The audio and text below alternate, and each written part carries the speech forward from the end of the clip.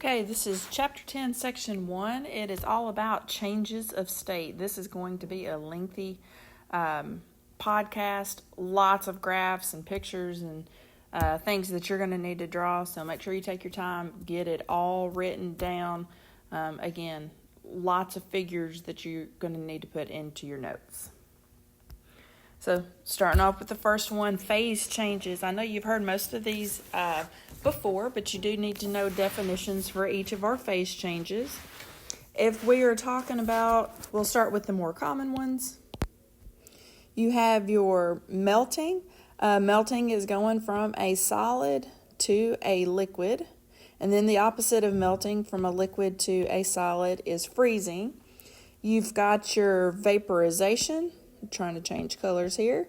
Vaporization is from a liquid to a gas, and then the opposite is condensation, which is a gas back to a liquid. And then we have our sublimation. So sublimation and deposition are probably the two that you've heard the least before. But sublimation is solid directly to a gas, not going through the liquid phase. And then deposition is from a gas to a solid, again, not going through the liquid phase. If I'm looking at sublimation, that is really common. If you've ever heard of dry ice is carbon dioxide gas in the solid form. And you throw it out into the room at room temperature, it'll go directly to carbon dioxide gas. So that's dry ice. And then your deposition, you can have water vapor that goes directly into ice. So another definition for you is evaporation. The molecules at the surface gain enough energy to overcome IMF. IMF is our abbreviation for intermolecular forces. Intermolecular forces. Volatility is a measure of the evaporation rate, and it does depend on the temperature that you are at and the intermolecular forces of the substances. I'm going to add a couple more things here. Also, dependent on looking at weak forces of attraction. So the weaker those forces of attraction, the more volatile your substance will be.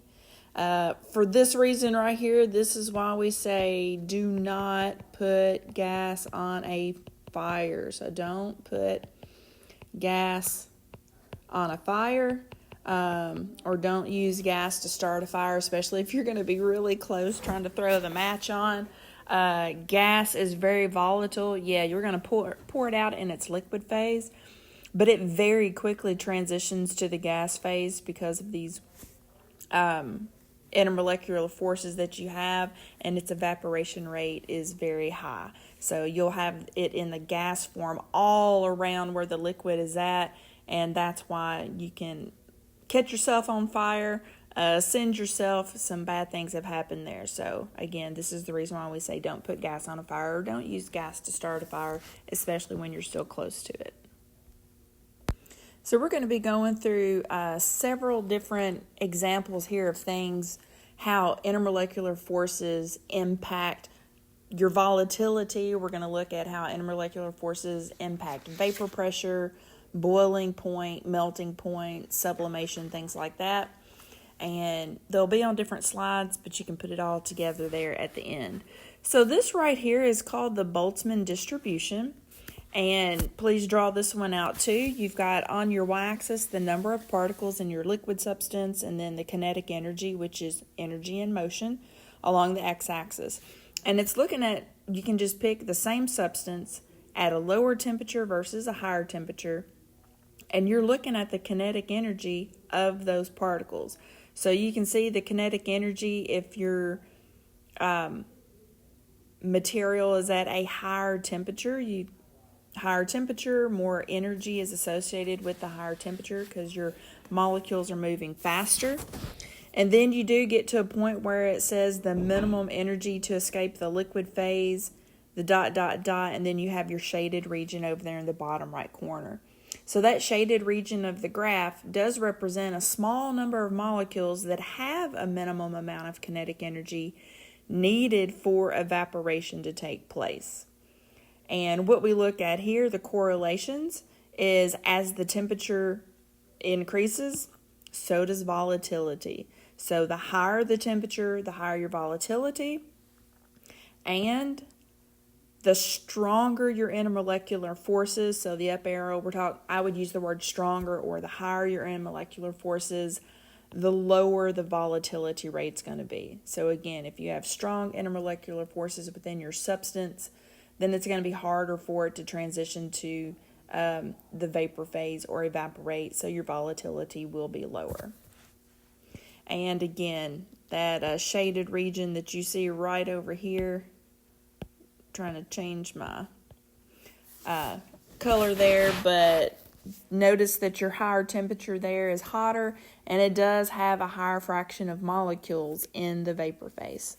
So we do have a higher fraction of molecules in the vapor phase there, and that is going to correlate again to that top correlation, higher temperature, higher volatility. So now we're looking at equilibrium, and we do have 3 different, you could say it's a half a cup of water. Each of them have their lids on, and it says initially you add your water and you trap it in there, trap all of your molecules. The water is going to want to go, it can go to the vapor phase gradually, slowly, even without reaching the boiling point of water. In the middle, after some time, you do have your molecules in the vapor phase. They're bouncing around, and then at some point you do hit equilibrium. Some of those vapor molecules do condense back down into liquid, and you can do this at home. Put you a half a cup of water out on your counter, put a lid over it, some plastic over it, and just watch it over several days, and you can actually watch equilibrium happen. The liquid level will go down. You can see gas particles where condensation sets up in there. A couple other factors that affect equilibrium, and I want you to add these to your notes as well. So other factors that affect equilibrium.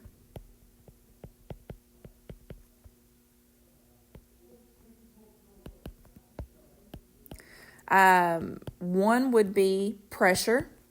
So pressure can change your equilibrium. Number 2 would be temperature. Temperature can change equilibrium. The third one would be concentration of your substance. So the more concentrated it is, the longer it'll take to get to your equilibrium. And then also related to concentration is going to be moles of your substance. So moles and concentration are going to be very similar.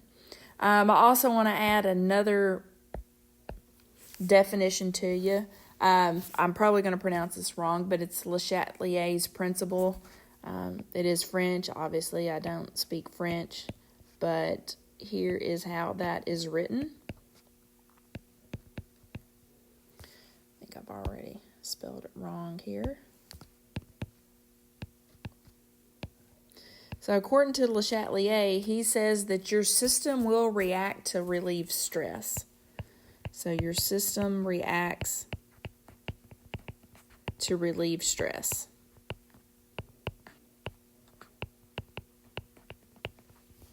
And if I throw up an equation off to the side for you, I'm going to kind of get sideways over here. We've got nitrogen that can react with hydrogen gas. So both of them are gases. But in equilibrium, I've got basically a double-headed arrow here because this reaction can go back and forth. Nitrogen and hydrogen gases can form ammonia. So that's ammonia gas that's produced. But at equilibrium, that ammonia gas can there back up into what you see as your reactants. So Le Chatelier is saying the system will react to relieve stress. Let's say that I add more nitrogen to my system, it will push it right towards ammonia. Well, at some point, the more ammonia that you've created, it will push back towards your reactants. So that is a reversible reaction that we have there, and there is a principle that goes with that. So next up, we're going to look at vapor pressure. So vapor pressure is the pressure of the vapor phase or gas phase above a liquid at equilibrium. So the gas molecules that are formed because your liquid is trying to evaporate, if you have a closed system, that vapor does push back down onto your liquid and creates a vapor pressure. So the two that are graphed over to the right, they're saying as the vapor pressure increases, temperature increases, or vice versa. As your temperature increases, your vapor pressure increases. We just looked at something similar to that, talking about volatility earlier, so both of those increase together. And the two that I'm looking at are diethyl ether and water. You should be very familiar with water. So my question here is, will either of these, diethyl ether or water, will either of them boil at room temperature? Boil at room temperature. The answer is no. You know water does not boil at room temperature. Yes, can it evaporate? It can. It's a much slower process than you having it at a temperature at which it'll boil. So diethyl ether, just based on the graph here, I am familiar with water.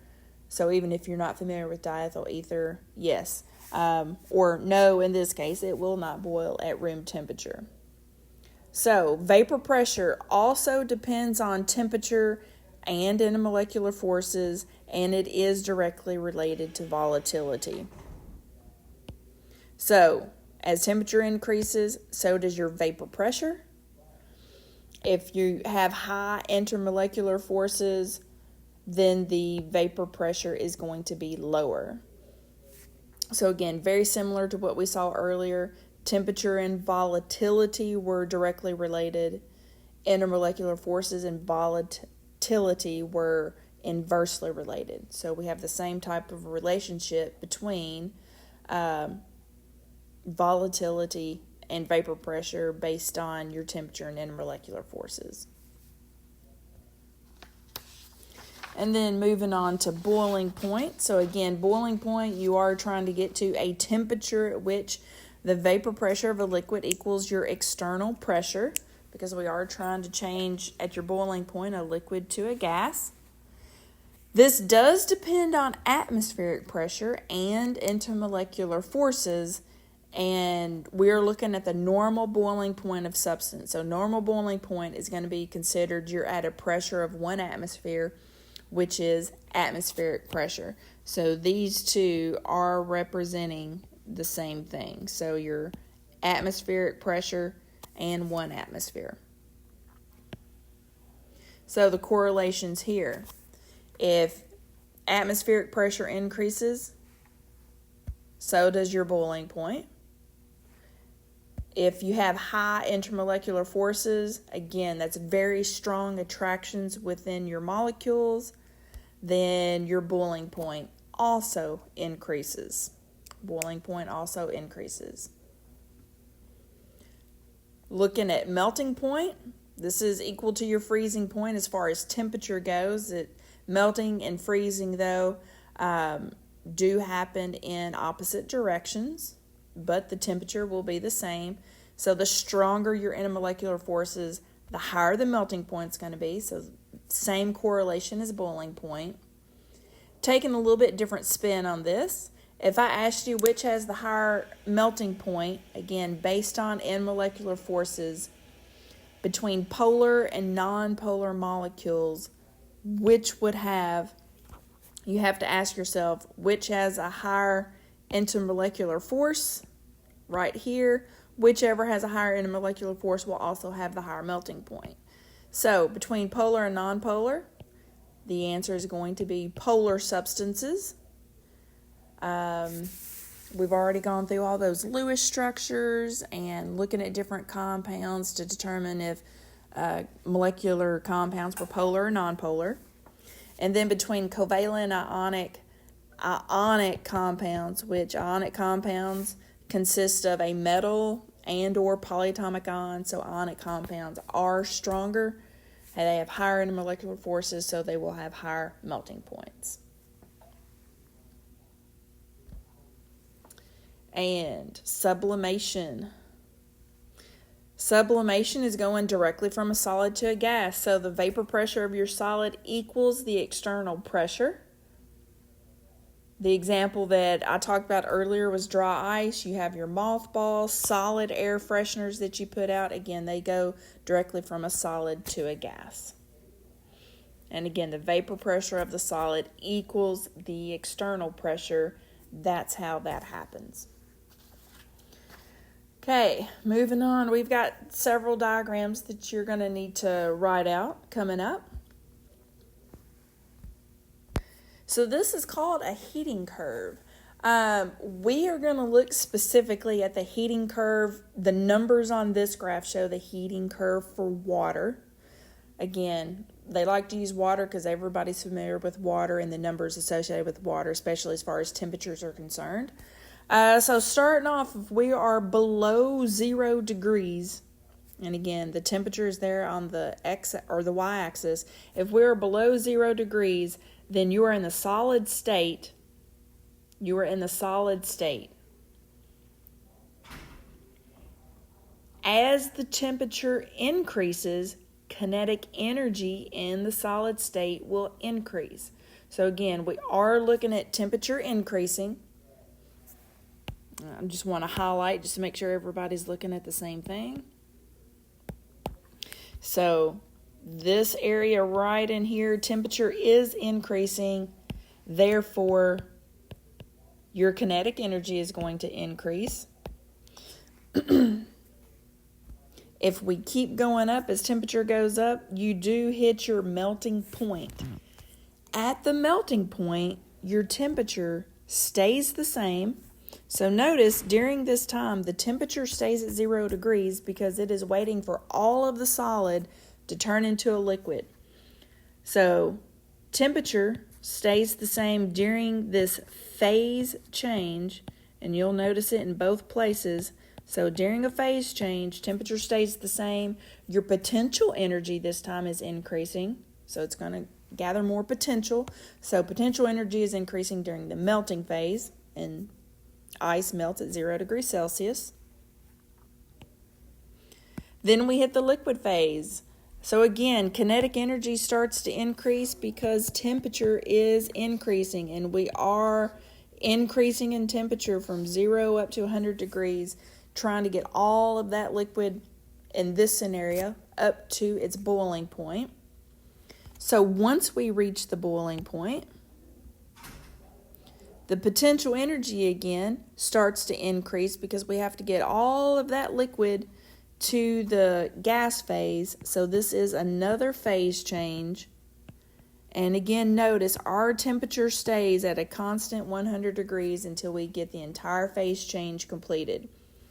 Please note that during this phase change for liquid to gas is a much longer process than trying to go from a solid to a liquid there at the bottom. So a lot more energy is involved here over this time to make this particular change happen. And we will also get into what these two areas are called. And then once that happens, you're into your gas phase. Again, kinetic energy is starting to rise because temperature is also increasing after that phase change has occurred. Adding to this right here, and we'll get to this within the PowerPoint. At the bottom, this section right here is called heat of fusion. I'll just write the symbol for now. Heat of fusion, we will get to specifically what that definition is. And this area right in here is heat of vaporization. And there are values associated with both of these. And in a later chapter, we'll actually work with some of those numbers. But we are going through the definitions and trying to get through the explanations now.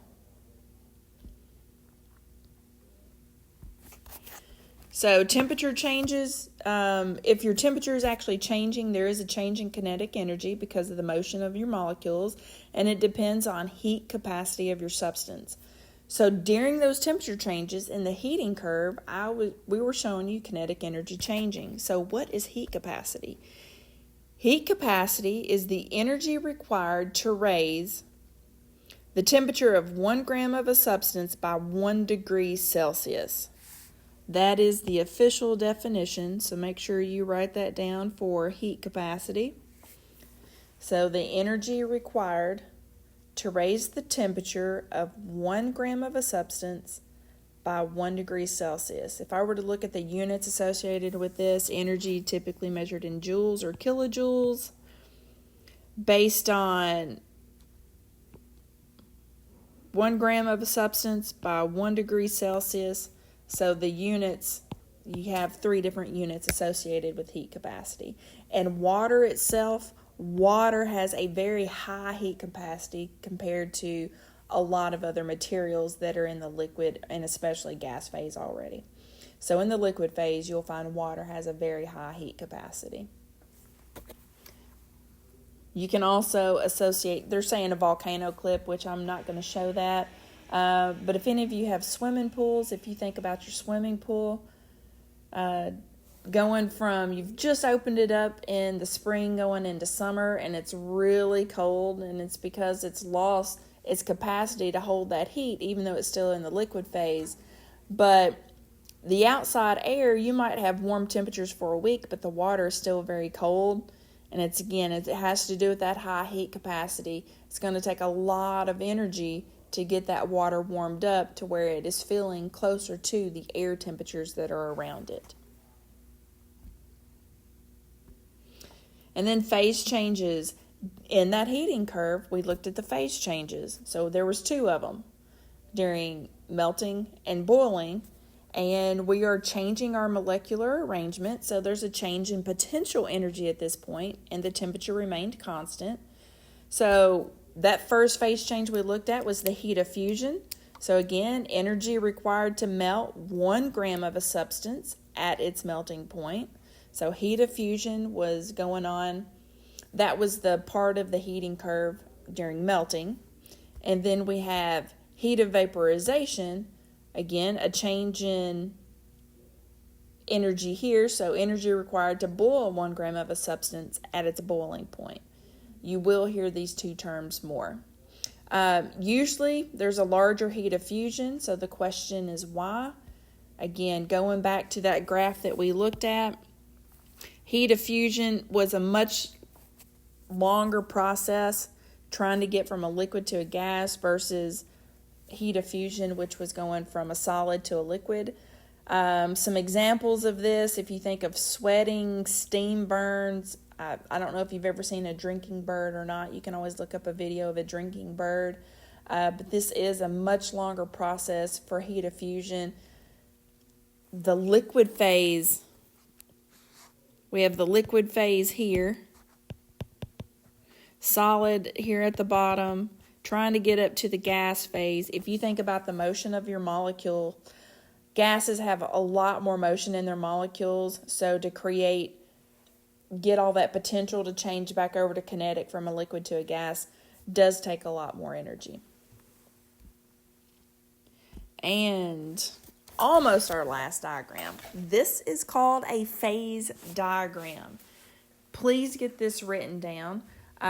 This is going to show the phases of a substance at different temperatures and different pressures. So we are looking at temperature, pressure. This one specifically, though, is for water.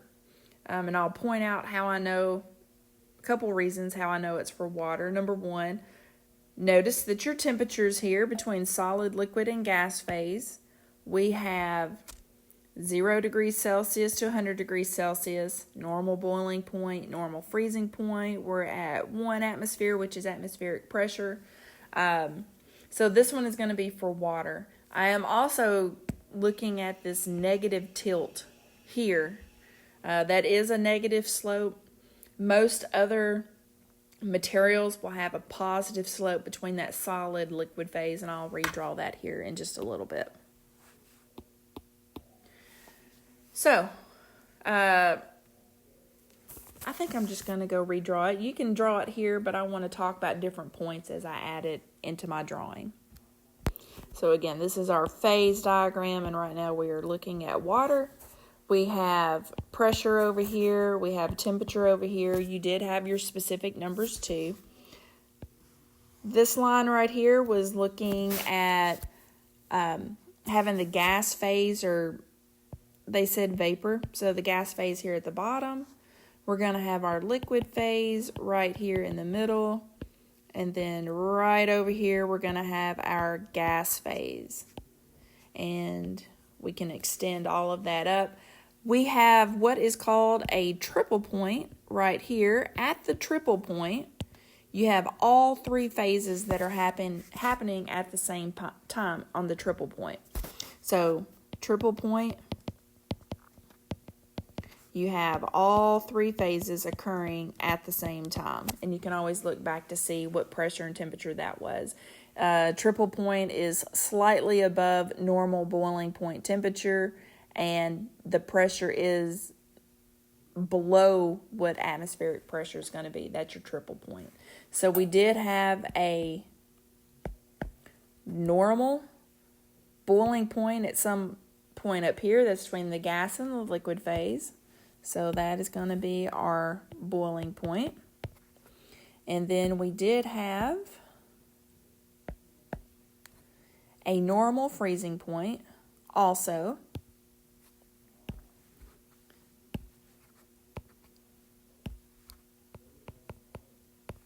And that's between the liquid and the gas phase. And at some point you do hit what is called a critical point.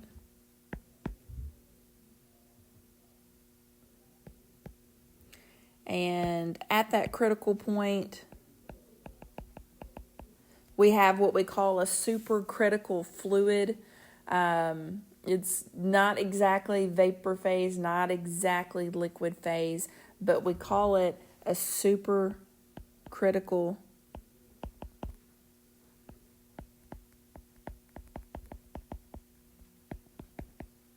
fluid. And that's whenever you get to much higher temperatures, much higher pressures to get that supercritical fluid. And the supercritical fluid, I'm just going to kind of do a dotted line right through there to represent the areas in which a supercritical fluid would be. Again, this would be for water. I'm going to erase this gas liquid line right here. So for most substances, that line would actually have a positive slope to it for most substances, and you would still have your normal freezing point over there in that general area too. So this is a phase diagram. So you're noting your critical temperature and pressure points. We've talked about slope, where you have your gas, your liquid. Oh, I just realized I wrote a word wrong. Sorry about that. I'm hoping y'all realize that already, even though I'm just now realizing that. But that is the... Nope, I just erased the wrong one. I'm getting ahead of myself. So again, vapor or gas phase down here. This is the solid phase. So solid phase right there. I'm hoping I was saying everything correctly, even though I wrote the wrong thing. But again, vapor or gas phase there at the bottom, liquid towards the middle, solid over there on the left-hand side. And that is a phase diagram. One other thing I would add is if you are directly on one of these lines as far as temperature-pressure correlation, we'll say this one right here, then your substance is in equilibrium between the vapor-liquid phase. If I were directly on the line right over here between the solid and liquid phase, I am in equilibrium between solid and liquid. That wraps it up.